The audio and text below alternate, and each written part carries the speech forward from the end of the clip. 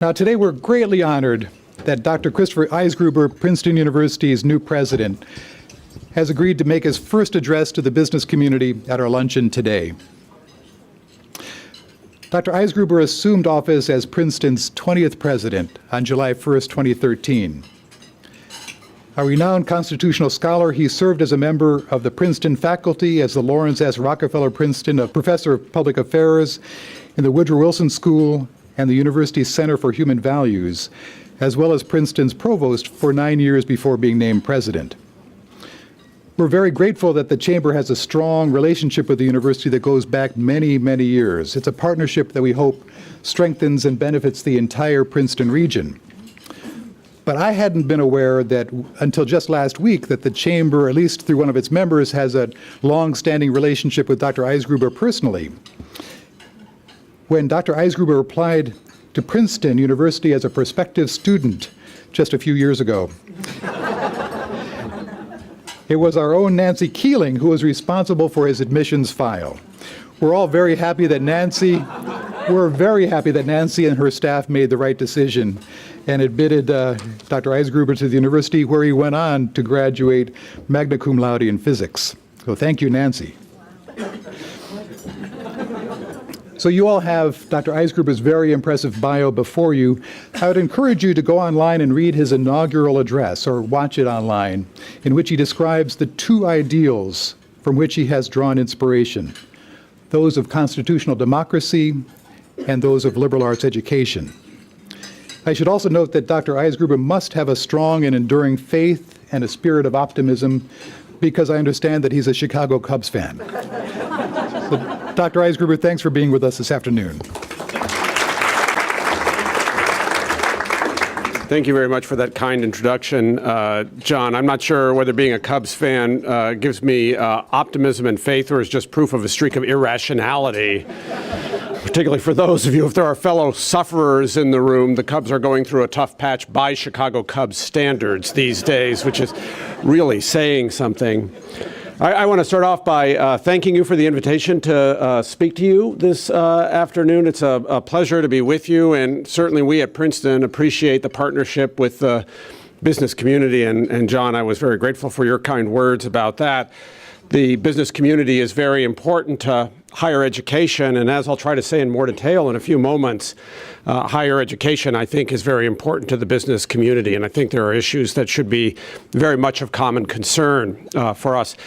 I also want to thank you, John, for introducing me to Nancy Keeling, who I don't think I had met before, who now I will regard as one of the two critical people in admissions who got me to Princeton University, and she has the honor of playing the positive part in that. When I speak to Princeton alumni, I always tell them that I'm very grateful, as many of them are, to Fred Hargadon for their Princeton experience. And usually when I say that to a Princeton audience, because he was the dean of admission who signed all of their yes letters, there's scattered applause and so on from the crowd. And then I explained to them that the reason he's responsible for my Princeton experiences is that I grew up on the West Coast, always wanted to go to Stanford, and he was the admissions dean at Stanford who sent me my no letter.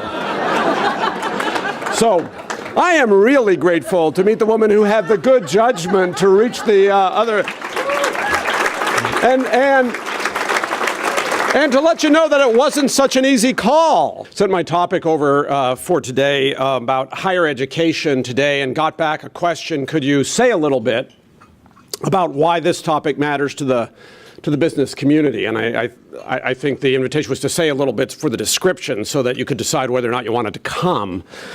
But I actually decided that might be the right way actually to describe the talk as a whole. So what I'd like to do is to talk to you a bit about higher education and what it means for the business community here today, and in particular to emphasize 2 points to you. One is that I think there's nothing that's more important for the business community and for the economy generally in the United States than investment in human capital. Investment in the human capital that matters to all of you in the room, and that we invest in at Princeton, and that our system of higher education invests in. And then I want to emphasize in particular that right now we're at a moment where our model of higher education in the United States generally and here in New Jersey is under a lot of stresses, and in particular to recommend to you the importance of support for our New Jersey state public institutions in higher education. And I know that at least a couple of them are represented here in the room through John from Thomas Edison and is it Lynn Coopersmith? Yeah, from Mercer County College was talking to me earlier, and both of them represent institutions that I think are very important to the ecosystem of higher education in this state and that we should all be very concerned about and supportive of right now. And I want to start by talking a little bit about that. It feels to me in a way a case that shouldn't have to be made in detail, but right now you pick up newspapers and you find things that are sort of inconsistent with that view being said. You can pick up a newspaper and you find folks opining, for example, about whether or not it might be better for kids not to go to college rather than attending college. And there's even some philanthropist out there who has created a kind of scholarship to discourage kids from going to college. He'll give them funding in order to bypass a college career. There are stories written about the cost of college and whether or not the value of college is worth that cost. And there's general doubt as a result, at least in the news media as you read it, about whether or not this investment that has been so important over the history of our country remains an important investment to make right now.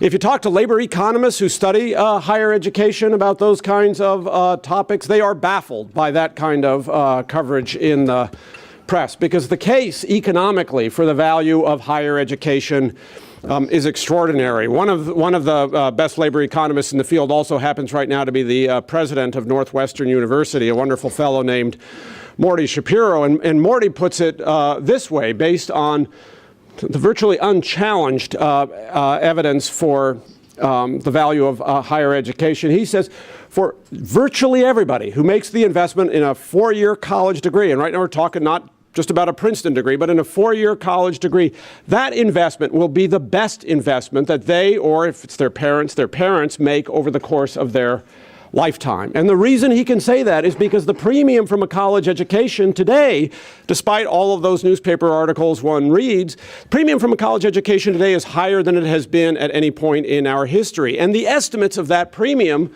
are extraordinary. So the range of estimates that economists give for the value of a higher education by comparison to not getting one, that is to stopping with your high school degree, range from 7.5% annually return to 15.2%. Right? 15.2% is the more optimistic estimate. C.C. Rouse, who is the dean of our Woodrow Wilson School at Princeton, a person you should certainly have to come speak here if you haven't heard her already, but she studies the economics of education and higher education. She says she uses a conservative estimate of 10% per year return on a college degree. Think about that, right? How many investments can you make where the anticipated return is 10% per year compounding as a return? People look at the job market today, and one of the reasons why I think you get these questions about the value of higher education is people look at the job market and they say, well, college graduates are going out into a job market where they're not getting the kinds of jobs that they were getting, say, 5 or 10 years ago, before the financial crisis. And that's certainly true. We've got a tougher economy right now. But a tougher economy may mean that with a college degree, you're getting a less good job than you would have had with a college degree 10 years ago. It doesn't mean you're better off in this economy without a college degree. If your choice were to get in a time machine and go back 10 years and get a college degree and participate in a different economy, that might be an interesting choice to make. But your choice today is to enter the economy that we have now, either with a college degree or without a college degree. And the overwhelming evidence is that the value of a college degree today is higher than it has ever been.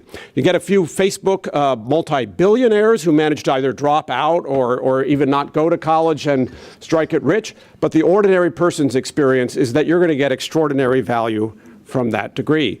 But people are concerned, of course, because on the one hand, there's the value, and it's long-term value. We're talking about value over the course of a lifetime, and there's immediate cost to a higher education. And there's just no doubt that some of these stories that get published that are about value are driven by concerns about the cost, and you see a lot of articles about that too. So there's an article a couple of years ago starts off with this extraordinary story, a woman graduating from a Ohio Northern University after 4 years, $100,000 in debt, unable to get a job, and she's going to go home and live with her mom and try to work 2 jobs to pay back the $100,000 in debt, and good luck with that. And the New York Times running this story, our national newspaper of record, writes this story in a way that suggests, well, that's typical of what it is that you see coming out of colleges. It's highly atypical of what you see coming out of colleges. So let me give you a little bit of the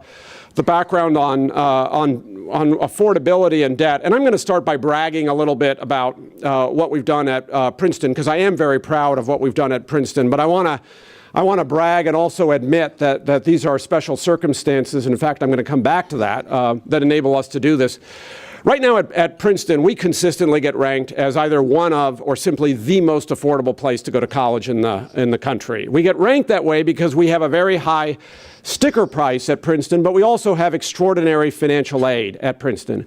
So 60% of our student body is on aid. And for the portion of the student body that's on aid, the average scholarship this year, and we're looking at my vice president and treasurer because this fluctuates right around this number here, but the average scholarship this year just barely exceeds the tuition price. The average scholarship exceeds the tuition price. And the consequence of this, which we've done by virtue of the extraordinary support that we get from our alumni, is that at Princeton, nobody is required to take on debt in order to graduate. 75% of our students graduate with 0 debt. And the remaining quarter who voluntarily take out loans to pay for computers or to pay for a summer trip, the remaining quarter graduate with between $5,000 and $6,000 in debt. Just for purposes of comparison, after Nancy admitted me, and I'm really glad that she did, and I'm really glad about the deal that I got, Nancy, after you admitted me, I graduated with $7,500 in debt in 1983 dollars. So I graduated, do the inflation adjustment with around $17,000 in debt coming out of Princeton. I'm really happy about that deal. But right now, we've been able to make a Princeton education more affordable to our students.